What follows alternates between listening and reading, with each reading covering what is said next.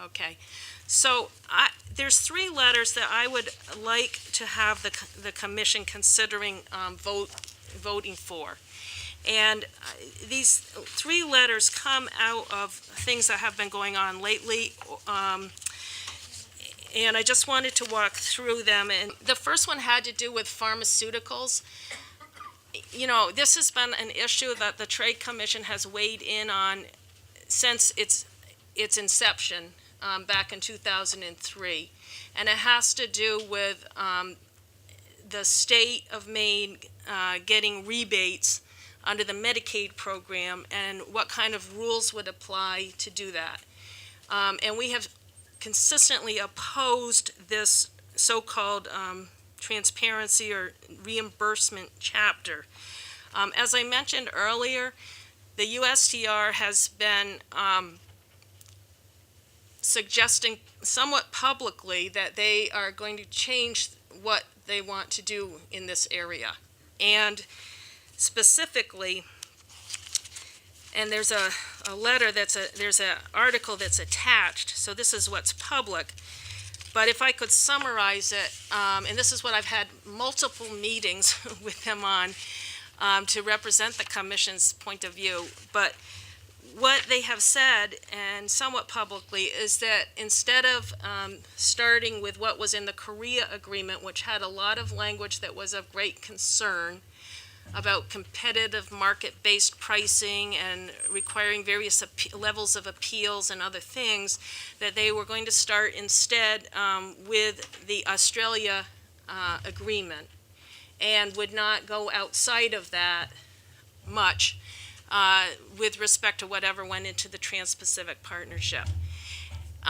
They also have said, not only to me and IGPAC, but also to AARP, that they would, of course, welcome any suggestions about how to make the Australia language better.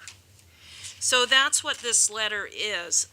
This letter, the second paragraph lists the things that, at least publicly, the USTR has said that they would be open to doing. And there are some concessions here. One is to make it really clear that Medicaid isn't covered, because the only thing that would be covered would be Medicare Part B. One thing is also that it would limit appeals to being the beneficiary. You know, the senior citizen who has the Part B prescription drug policy would be the only one who could appeal the decision around pricing. Also, it would get rid of this language that was in the Korea Agreement. There's also been some discussion that I've heard out there about whether or not it should be subject to dispute resolution. So what this letter says is that, we've consistently opposed putting this stuff into a trade agreement in the first place, but if you're going to do it, you're going in the right direction, and there's a couple of things you could do to make this better. And that's on the back page, on page 3, and it lists 1 through 5, which you can see for yourself, but it's focusing on saying that affordability should be a factor. It shouldn't just all be about the price that the drug company gets, but affordability, efficacy, and safety should be a factor. The appeals should be allowed to be more of an internal appeal as opposed to going to court and that kind of thing. Public comment, if you're going to give applicants, meaning the drug companies, a chance to comment, you should give the public a chance to comment as well. Number 4 relates to the issues around requiring countries to post information about drugs, and to make sure that our safety laws aren't overruled essentially by that. And then the 5th has to do with not having this be subject to dispute resolution, whether investor state or country to country. So that's the first letter, and I just wanted to throw it out for the Commission's discussion and, see if you are supportive of sending that letter. It seems like we've gotten them, moving in the right direction. We're not the only ones, but this would be very timely to send this now. I think it's a good idea. Want to put your mic on? No, I'm just following you along in your comments on these 5 resolutions here. I think it's a good idea. Yeah, John. Yes. Yeah, I'm supportive of the letter, but is the attachment a copyright? What I wanted to make crystal clear was that nothing in this letter reflect any information that was received during a cleared advisor briefing. And the other question I have is who's Stanford McCoy?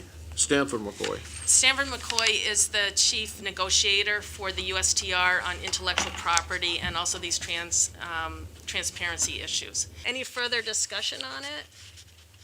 Okay, all in favor of sending the letter? Okay, thank you very much. Okay, so then the next letter starts on page 7. And this has to do actually with the transatlantic or TTIP agreement, which is the one with the European Union. And I sent around to the whole, I had Locke send around to the whole committee a letter that was being sent by a coalition of farming and consumer groups. But it was before we were meeting, so we couldn't have a vote about whether to sign on officially. But a number of members of the commission did agree to sign on to that letter. But I thought it'd be useful to bring to the commission a separate letter on the same topics to see if we wanted to send our own letter. And so, which relates to some of the work that we've been doing in the state of Maine around farm to table and farm to school, and trying to encourage our farming communities and to make sure that the procurement provisions of this transatlantic agreement don't supersede what we're trying to do here in the state of Maine. In addition, there is I added a paragraph about something that came to my attention.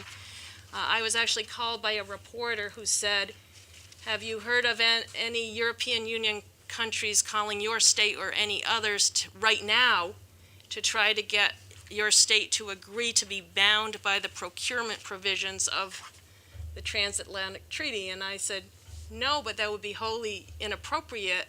If anyone's going to ask us to do that, it's supposed to come from the U.S. Trade Representative. And not only that, but they should be advising IGPAC, which is the state-level advisory committee, that they're about to do this.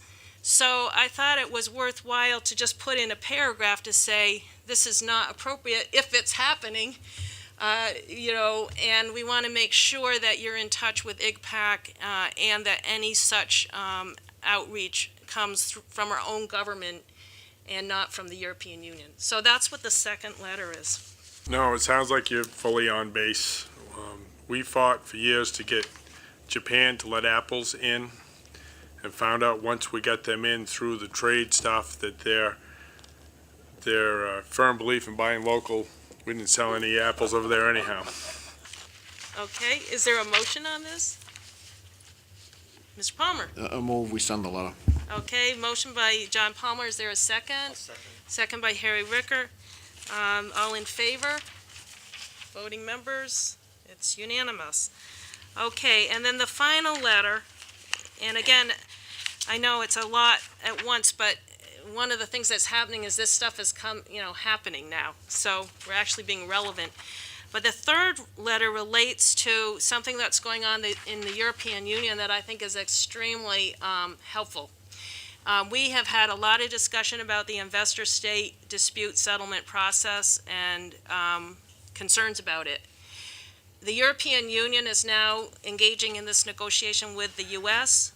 about having this treaty, and this issue of the investor-state has come up. And what's happened with the European Union is because of pressure from members of the European Union Parliament and local, state, country parliaments, the European Union has said that the negotiators for them has said, well, we're going to do a whole public stock taking and have more public information about what the investor-state provisions might be, and we're going to show people some text, and we're going to have a real discussion about whether we should go forward with this aspect of the treaty. So naturally, people like me and others who are involved in the U.S. have said, well, shouldn't the U.S. be doing a public stock taking around this as well? We have the same concerns. We've raised them before. We would like to see text. We would like to have a discussion. So that's what this letter asks for. And I will say that I made this specific request in one of our phone calls with both cleared advisors and with the state points of contact. And I was told by USTR, well, we already are very public, they said, so we don't need to do it. And so I said, well, really? And what would that, I mean, because I can't see the text that they're working on right now. And they said, well, we post on our website the model BIT, which is the Bilateral Investment Treaty. It's a model, it's a generic, it's like a model bill, but it's not necessarily the text that they're negotiating. And then they said, and we have this great cleared advisor system that you're a part of, and, so we're much more transparent than the European Union, so we don't need to do it.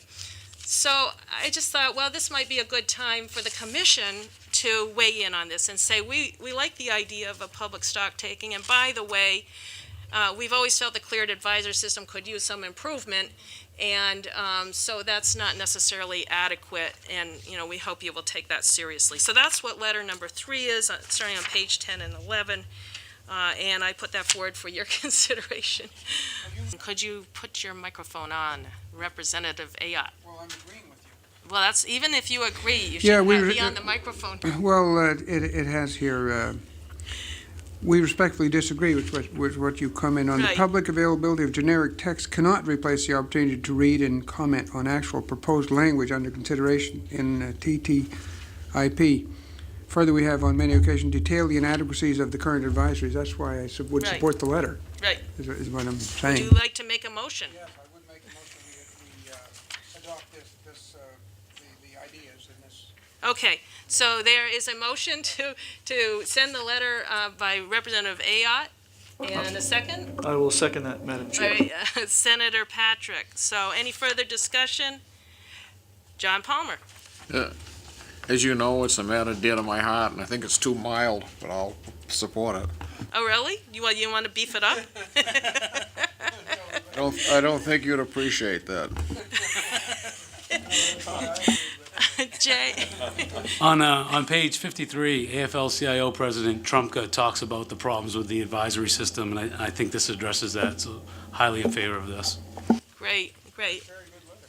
Well, thank you. It was a joint effort, back and forth, at the last minute, some of this, because, you find out about stuff sometimes with very little turnaround time. So, fortunately, the meeting comes at the right time. So, are we ready for a vote? All those in favor, raise your hand. Anyone opposed? Nope. Again, it's a unanimous vote.